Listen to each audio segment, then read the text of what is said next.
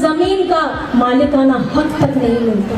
कितना बड़ा होता है एक गरीब का घर, इतना बड़ा होता है क्या गरीब। अंग्रेज तो चले गए, लेकिन अंग्रेज के स्वरूप में यहाँ पे सत्ता में बैठे लोगों ने भी वही व्यवहार किया है, तो इनमें और अंग्रेजों में कोई फर्क नहीं है। हम लोग सब मिलकर के बोलेंगे, अब की बार अधिकार की सरकार। क्या बोलेंगे?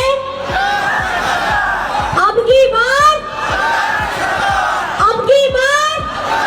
हमारे काम कर रहे मजदूर साथियों को, दीदियों को, बहनों को, भाई को उस जमीन का मालिकाना हक तक नहीं मिलता।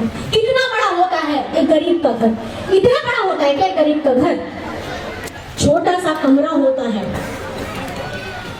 ऊपर छत भी मजबूत नहीं होती है, दीवार भी नहीं होती है ढंग की। बरसात आए यहाँ तो बाढ़ का भी आपका हमेशा खतरा लगा हुआ रहता है। बाढ़ आए तो कहीं ना कहीं पानी के द्वारा सांप बिच्छू करके अंदर ना घुस जाए।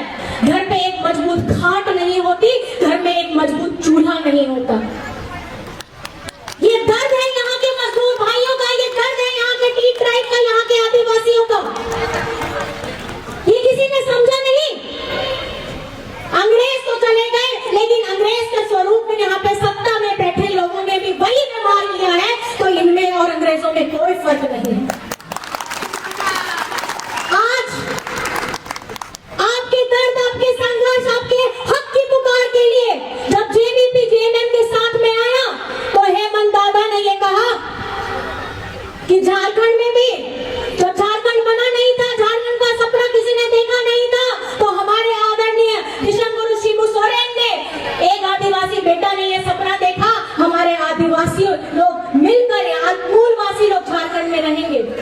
संघर्ष किया, लाठियां खाई, सर फूटा, कितने परिवार के कितने सारे लोग बिछड़ गए, कई लोगों ने अपनी आहुतियां दे दी, जेल चले गए, पूरा जीवन संघर्ष में चला गया। हमेशा याद रखिएगा, पहली पीढ़ी जो होती है वो हमेशा ऐसा संघर्ष करती है कि जिन्हें लाठियां खाना पड़ता है, जिनको अपने जान का परवाह नहीं करना होता है, अपनी मिट्टी के लिए, अपने जंगल के लिए, अपने जमीन के लिए, अपने पानी के लिए, उन्हें वो लड़ाई करके अपनी आहुति देनी पड़ती है। तो दूसरा जो पीढ़ी होता है वो संघर्ष करके उसको और आगे बढ़ाता है, ताकि उसके सामने जो जिम्मेदारियां थी उसके बड़े लोग वो जिम्मेदारी को आह्वान करना होता है। ऐसे लोग का जीवन भी इसी तरीके से अपने परिवारों से दूर हो जाता है, वो लड़ते हैं और संघर्ष करते हैं। जो तीसरी पीढ़ी आती है उसे एक थोड़ा सा मौका मिलता है कि वो पहचान, वो लड़ाई जो 2-3 पीढ़ियों से लड़ी आ रही है, अब उस लड़ाई को आपको और आगे बढ़ा करके वो जिम्मेदारी को अपने मजबूत कंधों पे लेकर के आपको आगे बढ़ना है। तो मैं आपसे ये सवाल पूछना चाहती हूँ, जिस संघर्ष के लिए, आपके स्वाभिमान के लिए, आपके आदिवासियत पहचान के लिए, आपके इस जगह जमीन में अपना नाम दिलवाने के लिए, आपको उचित मजदूरी देने के लिए जेएमएम जेवीपी के हमारे भाई यहाँ प्रभात दास जी खड़े हैं। मैं आपसे अपील करना चाहती हूँ, लेकिन अपील करने से पहले मैं ये सवाल पूछना चाहती हूँ कि क्या आप हमारे साथ में हैं कि नहीं है? दोनों हाथ उठा करके बताइए, आप हमारे साथ हैं कि नहीं है? ये लड़ाई आसान नहीं होने वाली है, ये सिर्फ एक चुनावी सभा है। अभी तो आगाज हुआ है, अंजाम अभी बाकी है। हम तब तक शांत नहीं बैठेंगे जब तक हमें हमारा हक नहीं मिल जाता, हमें हमारा अधिकार नहीं मिल जाता। तो मैं आपसे फिर पूछूंगी, यहाँ पे चुनाव की तारीख, जो आपको वोट देना है, इसकी तारीख कौन सी है? कौन सी तारीख? कौन सी तारीख? और आपको कौन सा बटन दबाना है? दोनों हाथ उठा के दिखाइए, कौन सा नंबर? कौन सा नंबर? कौन सा नंबर? और 5 नंबर में चुनाव चिन्ह क्या है? क्या है?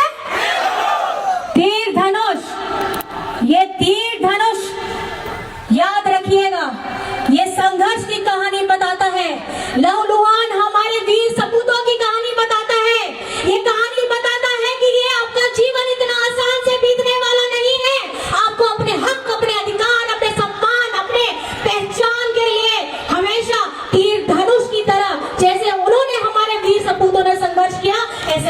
लोगों को भी संघर्ष करना है।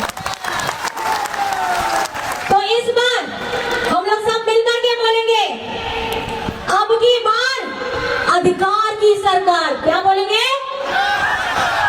अब की बार, अब की बार, अब की बार।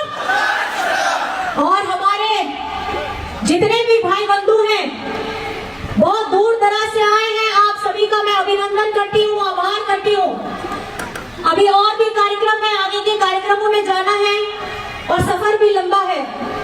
तो उड़िया में है क्या यहाँ पे?